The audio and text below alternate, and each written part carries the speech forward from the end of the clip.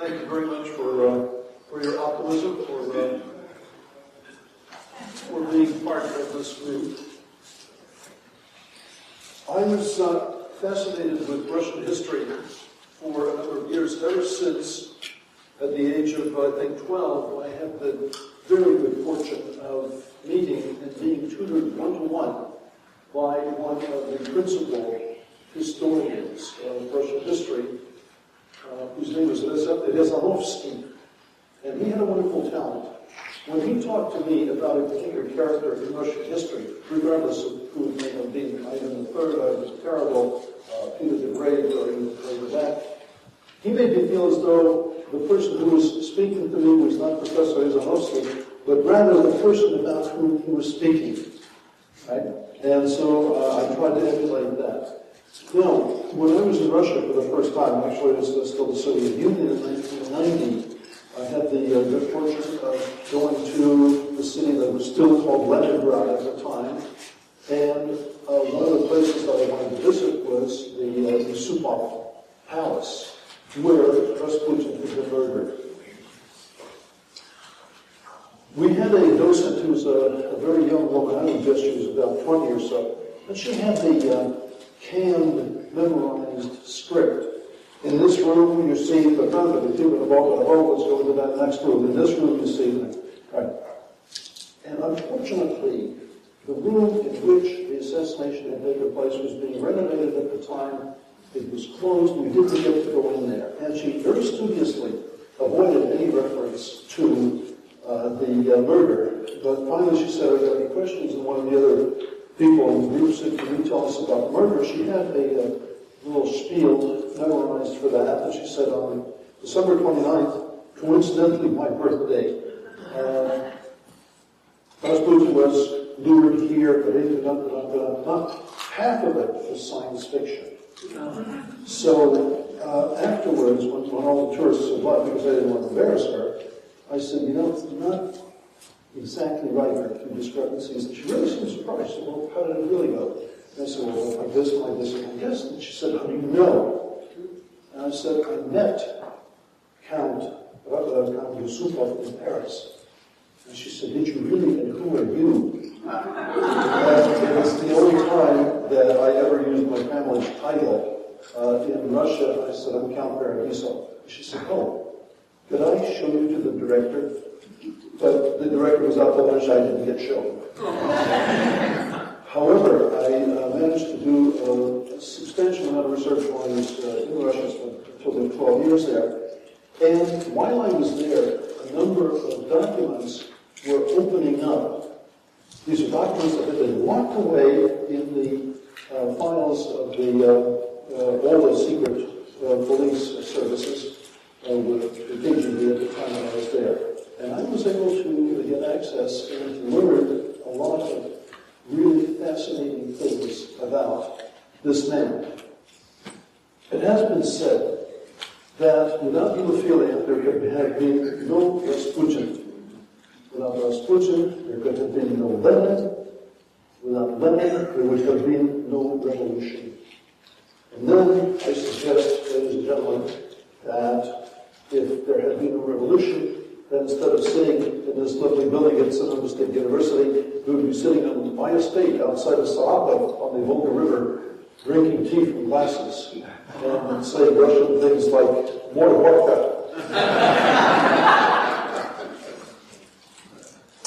Grigorii Rasputin was an absolutely fascinating character, very mysterious, and there are things about him and about his life and about his power that no one has ever been able to explain.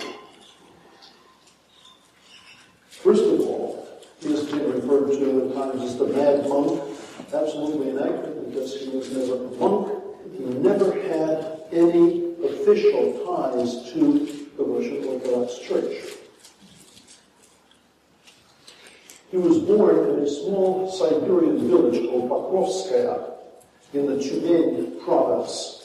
And what these Siberian villages had in common was the abject poverty, the cold, the snow 8 months out of the year, the boredom, and the alcoholism.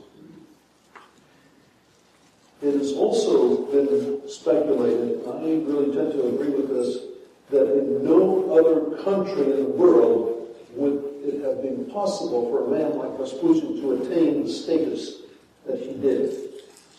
Now, Russians traditionally are very pious people, but they don't know an awful lot about religion in general or orthodoxy in particular. They just do things because the parents did, because the priest says, do this or do that, but they didn't explain why. There are several categories of, these are almost all men, who try to carry on the religion outside of the ordained ranks. And they are called variously strannik. Strannik comes from the same root in Russian as the word to travel. And these are people with no home. They just go from one place to another. They depend on the charity of people. Sometimes they will be let into a monastery, sometimes into a private home, and then we'll discuss the Bible, the Old Testament, the New Testament, and so on. There is a category called a starets, which comes from the same root in Russian as the word old. So elder is not really it. Why are they called starets? Because as an older person, they command respect. Now, these are usually people who will have a domicile, but they have a great deal of knowledge about religion and about the Orthodox Church. There's a third category, which in Russian is called yevodivy.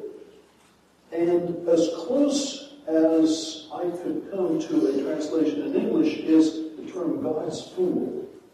These are people who are mentally disturbed.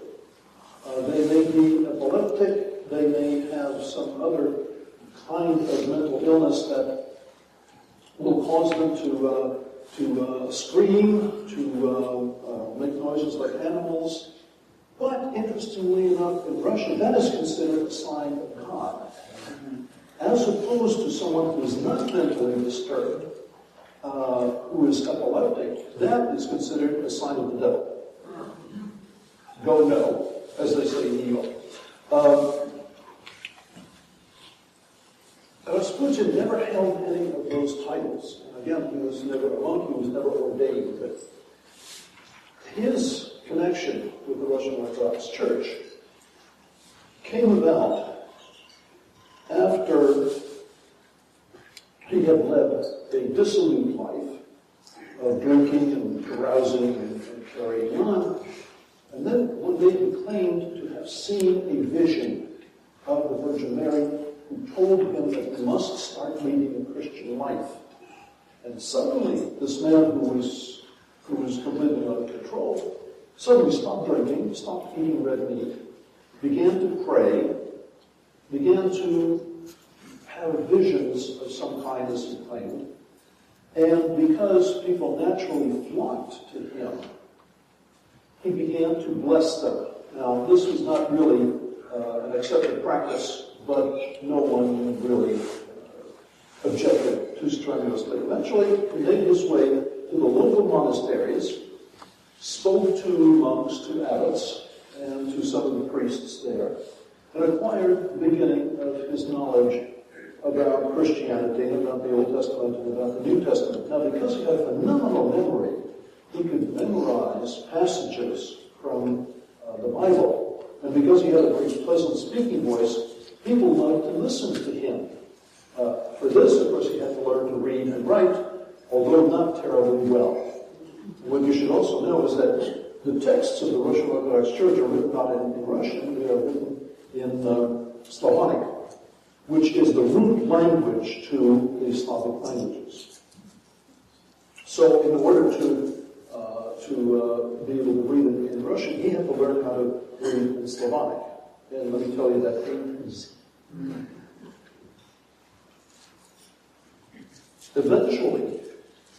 Eventually, he made an amazing pilgrimage He walked, listen to this, he walked 2,000 miles from Siberia to Greece, to Mount Athos, the famous monastery. Stayed there for some time, and then he walked 2,000 miles back. And when he arrived back home, people said he had an aura about him that was really extraordinary. He also became what's called a horse whisperer. You've heard that term. It has to do with communicating with animals, and especially healing animals. And he would even heal people. And the story goes that one after another, persons would walk into his home and he would sit them down. He would stand behind them. He would put his hands on their head or on their shoulders, and he would whisper something. Was it prayer? Was it some kind of an incantation? He never said. And then after a few seconds, he would push this person and say, go. And the person would get up and would be healed. No one, of course, has ever been able to explain that. Actually, he had shown powers, somewhat extraordinary powers, at a very early age, because when he was approximately 7, he was ill with a very high fever, and he was listening to his father's friends who had gathered, and were talking about the fact that a horse in the village had been stolen. And Grigorii got up off his bed, and he pointed to one of the people and said, he's the thief.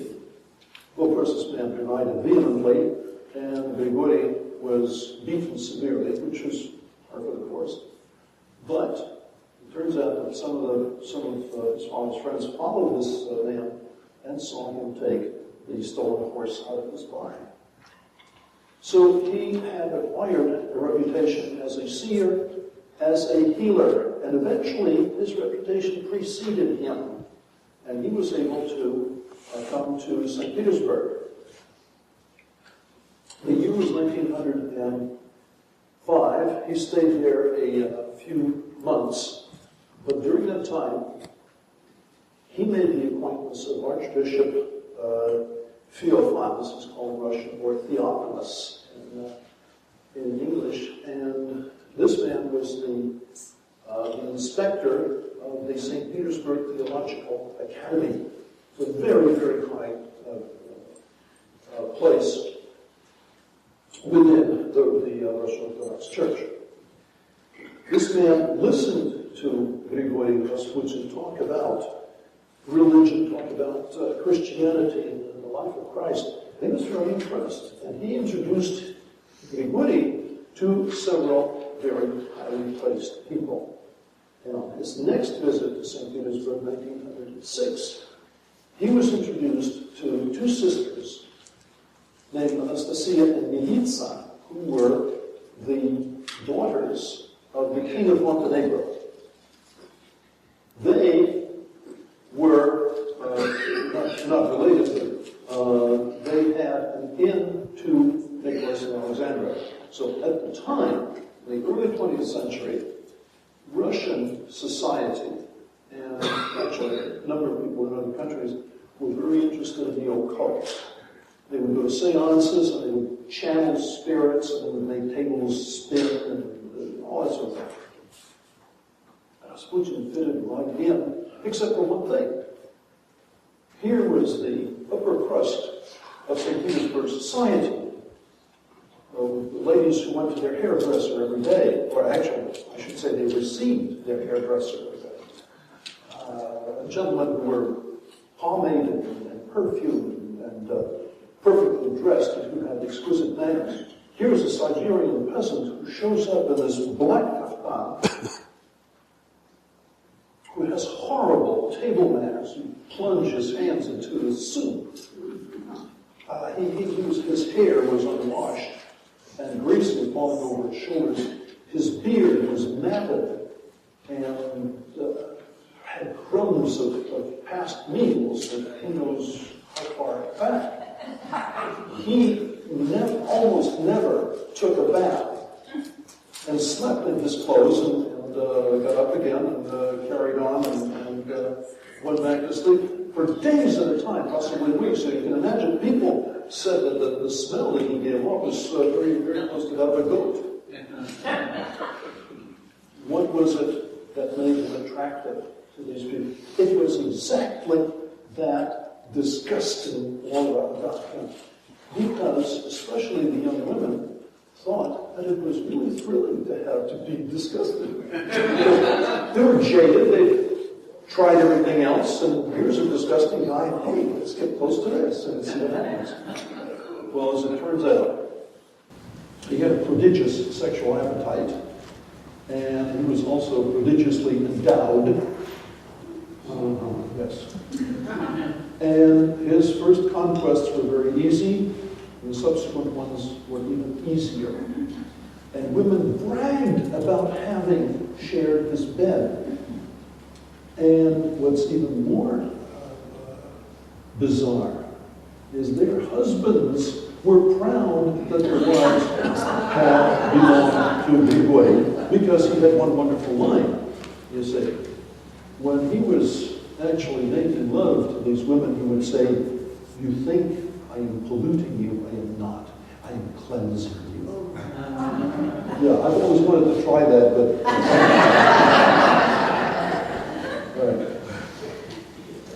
So, even though most people in St. Petersburg society were interested in meeting him and getting to know him in the biblical sense, not everyone was.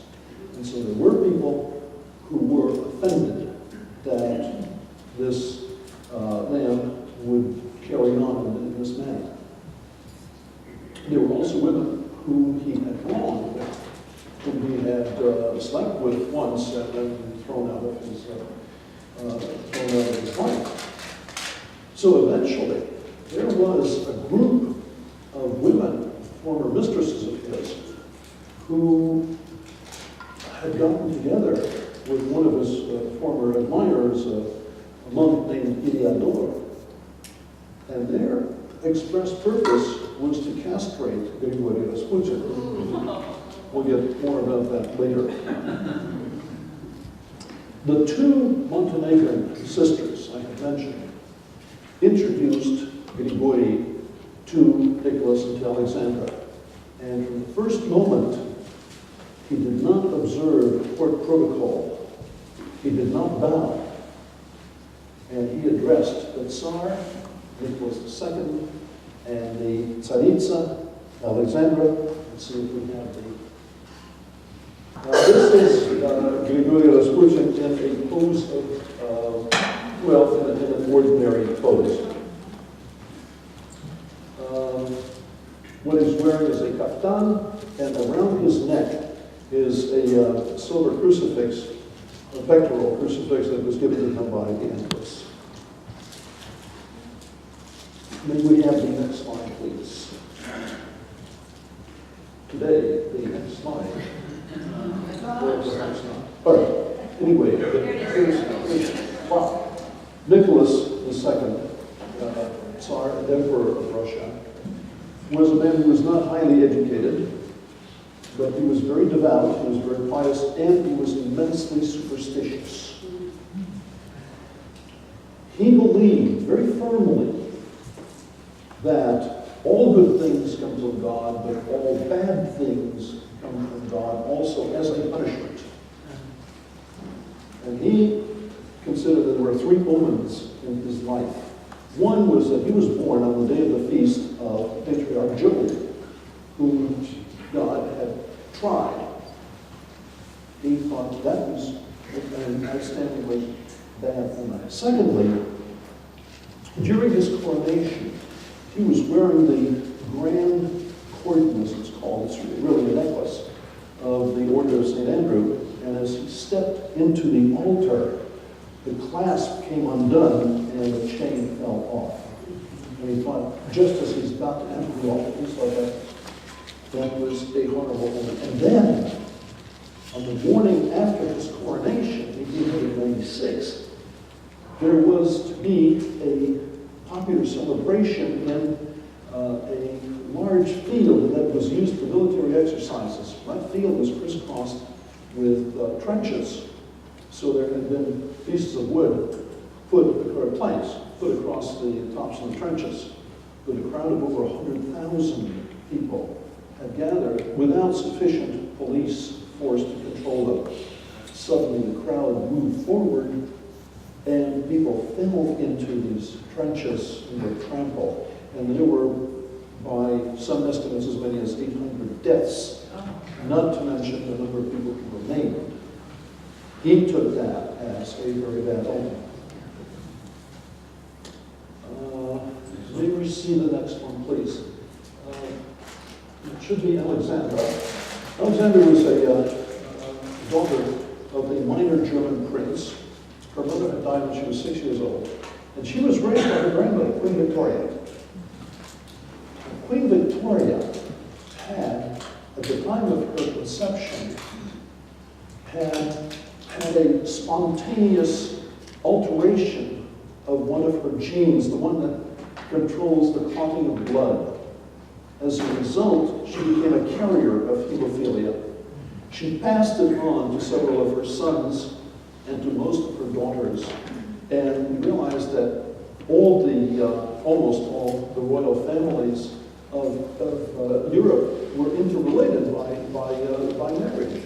So you had the Danish, the German, the Austrian, the Russian, of course, and English, and the Spanish, and the Greek families, all interrelated and all carriers of hemophilia.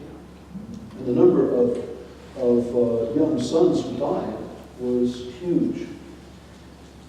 Alexandra had one purpose in her life. She had to convert from Lutheranism to Russian Orthodoxy to marry Nicholas, with whom, incidentally, she was very, very much in love, and reciprocally. Now, she has to produce an heir for Nicholas. So between 1896 and 1901, she gave birth to 4 daughters: Olga, Tatiana, Maria, and Anastasia. And she did everything she could think of. She enlisted the aid of a mystic from France, Monsieur Philippe, who insisted on sleeping in the same bedroom as Nicholas and Alexandra. Eventually, he got kicked out for practicing medicine and got a license in France. And, excuse me, saying, someday you will have a friend like me, and he will advise you very well. And I said, what did he say? So now, Alexandra went to made a pilgrimage to a very special spot in Russia, and enlisted the aid of one of her favorite saints. Excuse me. And sure enough, in 1904, she became pregnant, and she gave birth to Tsarevich Alexei. Now, Alexei was your normal, handsome Russian boy, but he had hemophilia. And he was approximately 6 weeks old when his parents realized that.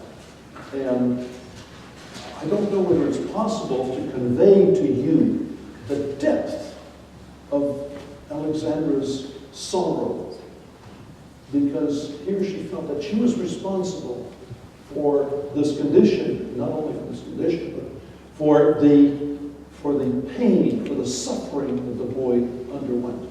Because a minor accident that would leave a black and blue mark on anyone else caused subcutaneous bleeding, especially in a joint such as the hip joint. The blood has nowhere to go, and still it keeps flowing, you see. And the times that Alexei underwent some kind of injury, his pain was almost indescribable. The physicians who attended him gave him aspirin against his pain. Aspirin, you know, is a blood thinner. They didn't know that at the time. And the only 2 drugs that could have helped were morphine sulfate or heroin, neither of which was ever given because of the possible subsequent side effects. So this boy was condemned to horrible pain on those times when he had a crisis. One of the crises happened when the boy fell off a horse.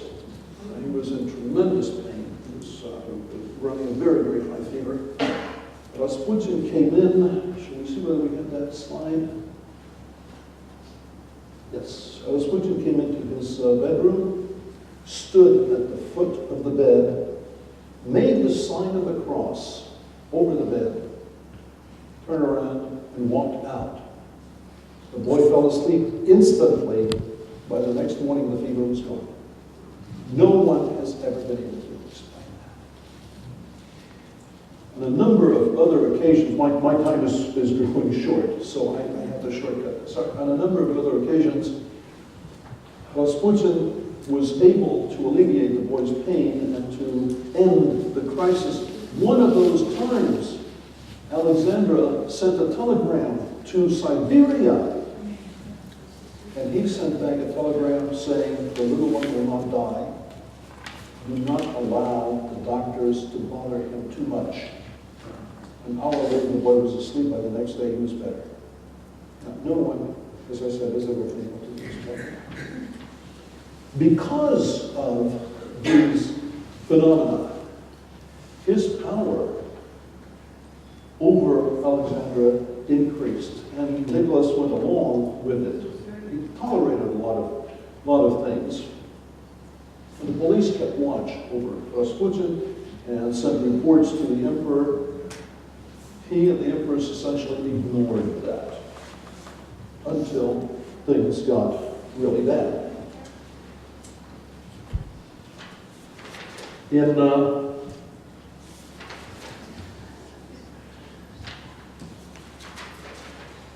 1900, let me do it this way. In 1914, remember I told you that there was a plot to castrate Grigorii Rasputin. This monk who he had befriended years before, Iliador, took a dagger, hung around the corner around the neck of a woman named Hina Guseyeva, who had been a prostitute a number of years before. She had contracted syphilis and her nose had essentially fallen off, so she had no more clients. And Iliador said to her, with this knife you will kill Rasputin. She made the trip to Siberia. She approached Rasputin as he was coming out of the church, and she asked him for alms. As he fumbled in his pocket, she took the dagger and made an incision in his abdomen with his viscera spilling out. Now, anyone else, I think, would have fallen to the ground screaming. Not Rasputin. He held his intestines in and ran back to his house. He applied some kind of folk medicine, and he eventually got better. Alexandra had sent a team of surgeons from St. Petersburg, but it took them a week to get to where he was.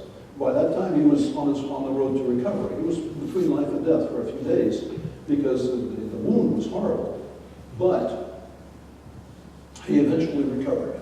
Now, let me run something past you. 1914, you remember in July of 1914, the heir to the throne of Austria-Hungary, Archduke Franz Ferdinand, was assassinated. Right. You take those two events, the one that started World War I, the assassination of the Archduke, and the attempted assassination of Grigorii Rasputin, and you transpose them. Suppose the attempt on Rasputin's life had succeeded and he had died, and therefore his power over the Russian imperial family had stopped. And suppose that Franz Ferdinand had survived. And I suggest to you, ladies and gentlemen, that World War I would not have started. And since World War I was the direct ancestor of World War II, the course of the history of the 20th century would have been entirely different. So, in 1914, Russia went to war, and Rasputin kept giving advice to the Tsar. Eventually, the Tsar went to the Supreme Headquarters, which were located in Grigorii, which is now in Belarus. Alexandra was left to chair the meetings of the Council of Ministers. And Rasputin, by giving her advice and having her pass it on to Nicholas, had a number of ministers removed and replaced by other people who were much less competent. And as a result, the course of the war was not going well, which caused tremendous unrest, which caused strikes in Russia. In 1915, there was an incident which was considered the nadir, if you will, of the Rasputin story. He had gone to, may we see the slide? All right, Rasputin with a group of female admirers, what he would do is he would make his choice and then take this woman by the hand, parade her in front of everybody, and take her into his bed. Next one, please. Here's what happened at the Yacht restaurant. The Yacht restaurant, incidentally, is still there. I had dinner there. I do not recommend it. 1.5 stars for quality of food, and 0 stars for the quality of the audio, and -1 star for the prices, because the prices are quite high. So what happened was he had taken one of the private dining rooms and had a number of ladies of the evening there. Suddenly there was a great deal of noise and commotion, and the police arrived, and here was Rasputin, absolutely drunk. They demanded to know who he was, and he pulled down his trousers and exposed himself. And he said, "This should show you who I am." And to make things even worse, he bragged about the fact that he, as he referred to the Empress as the old girl, he said, "I do what I want with her." The report came back to Nicholas. Nicholas called him in and said, "What is this true?" He said, "Well, it's true, but you see, they made me drink, and I'm not used to it, and so I didn't know what I was doing." All right. Let's fast forward to 1916.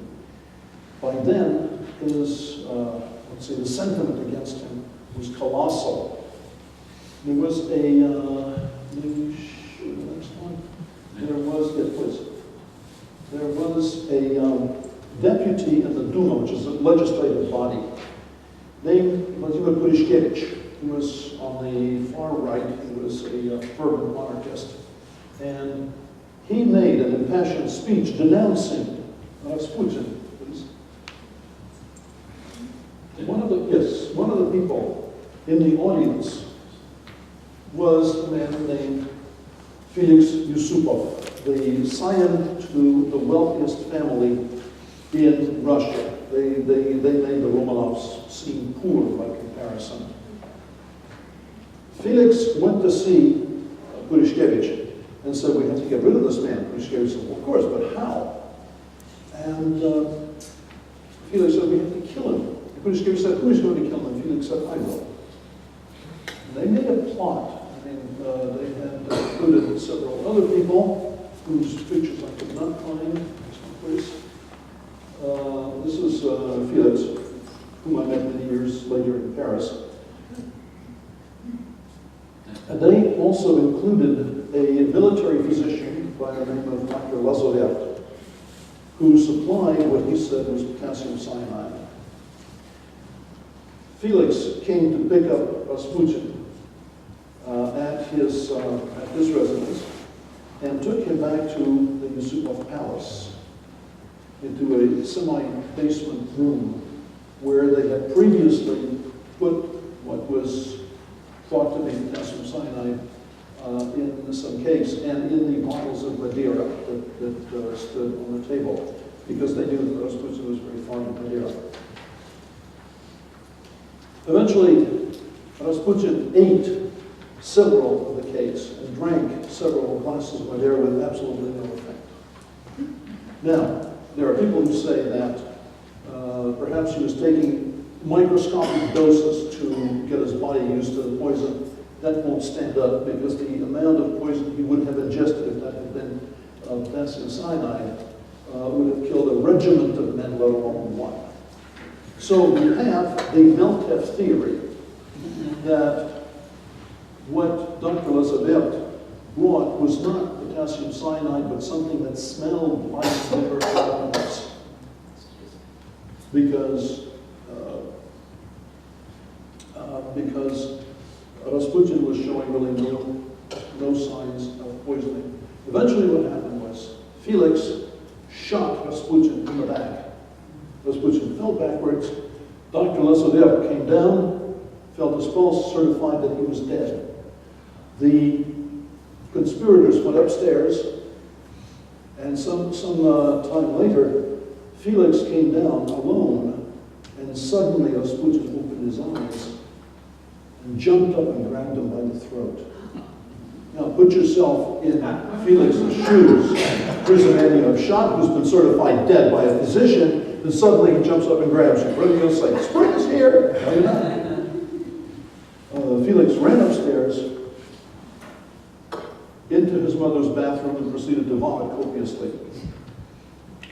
Rasputin found his way out of the palace, and he ran for the gate at the end of the garden. Purishkevich went out on the balcony, shot once, missed, fired a second time, missed again, fired a third time and hit him probably in the head. Rasputin went down, but still he was not dead. They rushed up and beat him senseless with a rubber truncheon. We show the next slide. One of the other conspirators, incidentally, was Grand Duke Dmitry Pavlovich, who was a cousin of the Tsar. Next one, please. And this is what Rasputin looked like. They had dumped his body into the river. He was recovered 2 days later. Now, he's a man who had been shot, who had supposedly been poisoned. When the physicians began the autopsy, they found that his lungs were full of water, so he had drowned. Not only that, but they had tied his arms. He had loosened his arm, and his arm was above his shoulder. Alexander took that as a last sign of blessing. The autopsy, however, was cut short because Alexandra called and we'll get that later. Called and ordered the autopsy to be stopped. The body was eventually interred in one of the Tsar's estates, but during the revolution, soldiers broke in, exhumed his body, and burned it. And here is the last letter that he wrote.